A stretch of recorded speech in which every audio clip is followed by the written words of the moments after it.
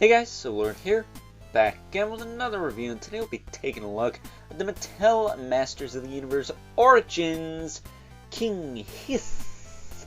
That's right, the long-awaited Snake Men have finally joined the ranks of the Masters of the Universe Origins line, brought to us by the fine folks over at Mattel.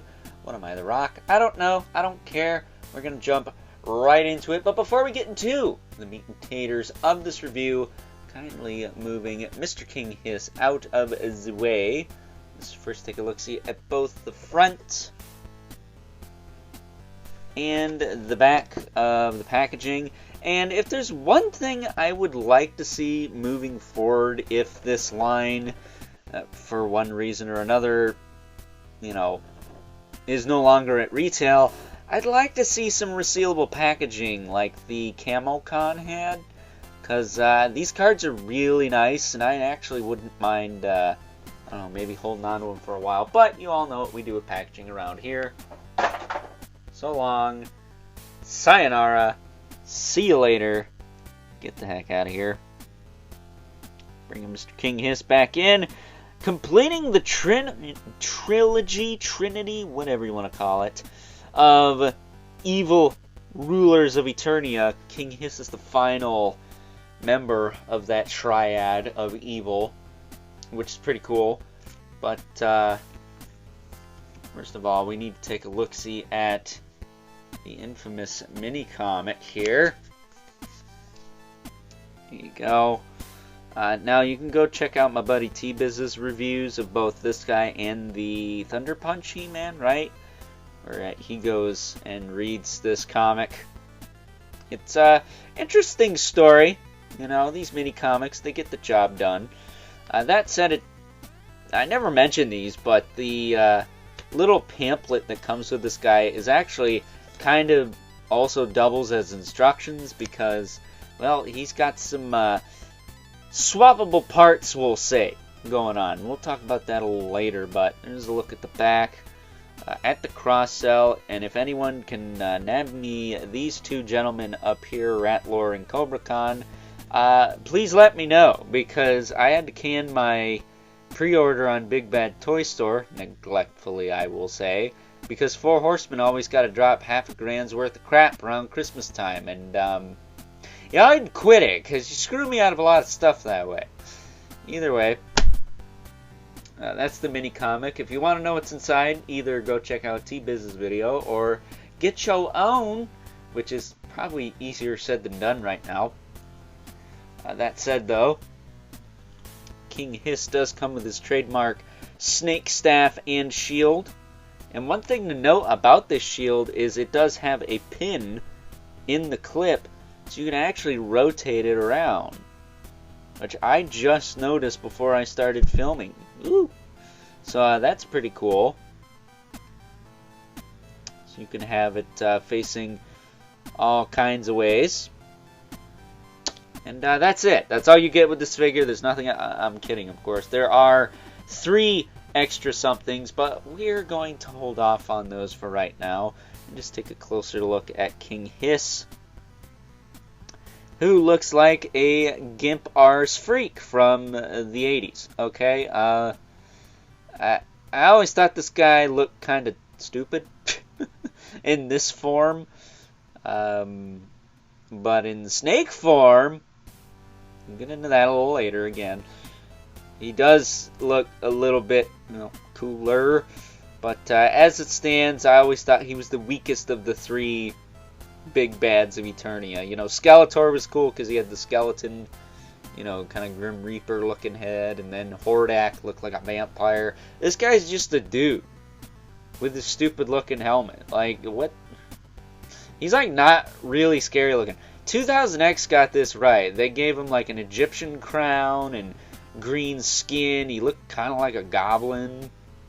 This just boring white guy look with a goofy looking helmet is just not doing it for me, but that's how he looks, and this is how it's supposed to look, because it's a throwback to the vintage figure, which I do have, but like most of my vintage MOTU stuff, it's in storage. Sue me. But as far as articulation goes, his head's on a double ball peg. You're not going to get a ton out of that, though. just based off the sculpt. He does have shoulders that go out, back down, they go all the way around. He's got a single elbow with a swivel. Nice clicky ratchets there. He's got a swivel and a hinge in the wrist. He's got a waist twist. It works fine. Now the hips on mine, I actually had to heat up with a hairdryer, but they do go out. They can go back down. They do move forward and back. They're a little, they're a little squeaky. So be mindful of that. May need to lube them up with something, just so you don't risk cracking that crotch peg. But they seem to be alright, and the Mattel crotch pegs are pretty solid, so I wouldn't worry about that too much. That said, he's got a single knee with a swivel. Acts as your thigh cut, though you do get a little bit of play up here. Just a tiny bit, though. Not a ton. Not a ton.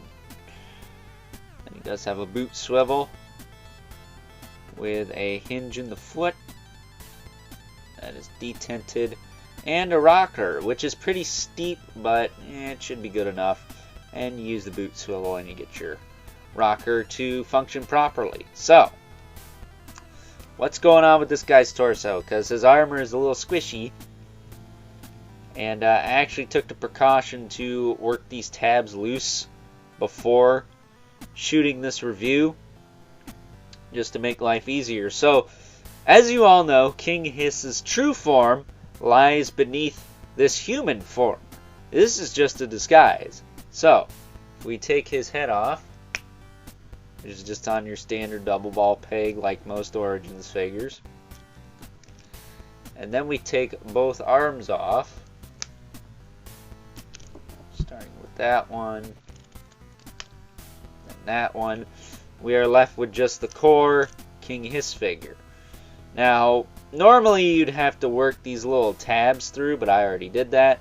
So I can easily pull this up, and oh boy, what's going on here? He's got a snake body going on. Well, for the snake body, we get some swappable arms. So we just plug this in like so, and then we'll take the other one and plug it in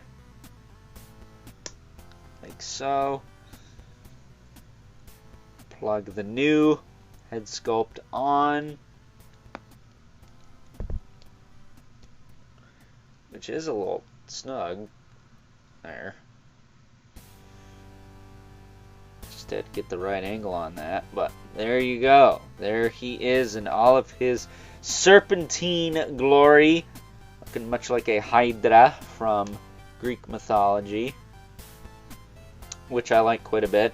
And almost makes me want to get two of these. Display one in snake form and one in regular form, which I may do. I don't usually double up on Origins, but this is very tempting because this is really cool for display. That said, if you want to mix things up, I actually haven't tried this yet, so I don't know if it works. I think maybe swapping the arms around so that the snakes are pointed upward. That way you can do this.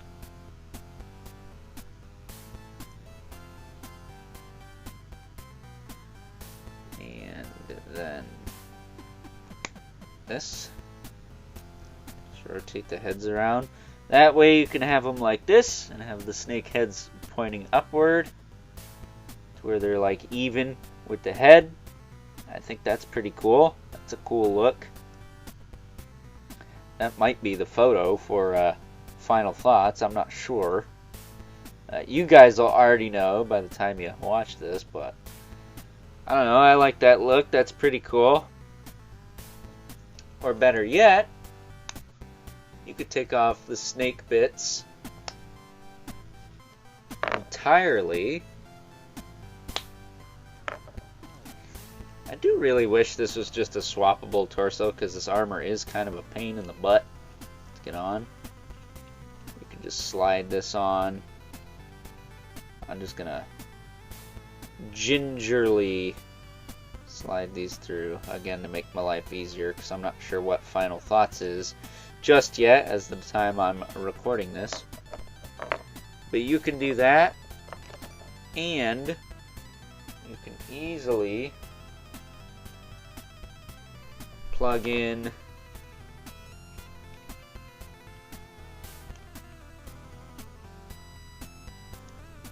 go with one of these.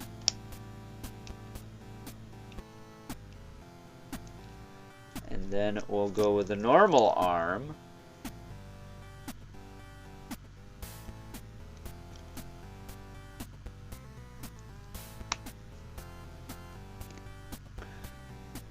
And give him his snake staff.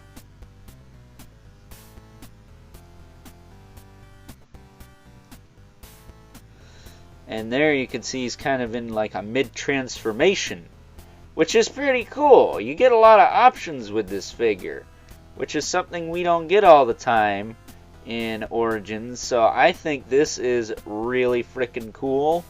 The fact that you can display this King Hiss kind of transforming into the snake mode as opposed to just being in it all the time is a really cool feature, and I'm all for it. I really like this. This is awesome. And yeah, that said though, let's get him back to basics here and get him ready for comparisons, shall we? And of course we're going to compare him to his peers, Skeletor and Hordak, in just a moment here, but can't do that in his wacky half and half mode. This arm's a little tough to put in. There we go. And then the shield.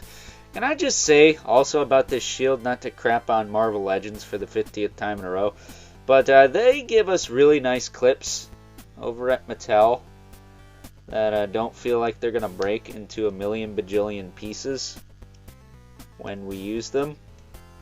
Whereas the Hasbro clips for like the Captain America figures are very fragile and feel like they could shatter at any given time. That is just really, you know, inconsiderate that they can't give us some quality clips in that line. But luckily with MOTU, I have no worries about any of these clips. But that's King Hiss in all of his serpentine glory, looking really cool in both forms. I mean, this form's okay, I guess, but the snake form's where it's at for me, dude. That's really cool, and makes me want to pick up a second one.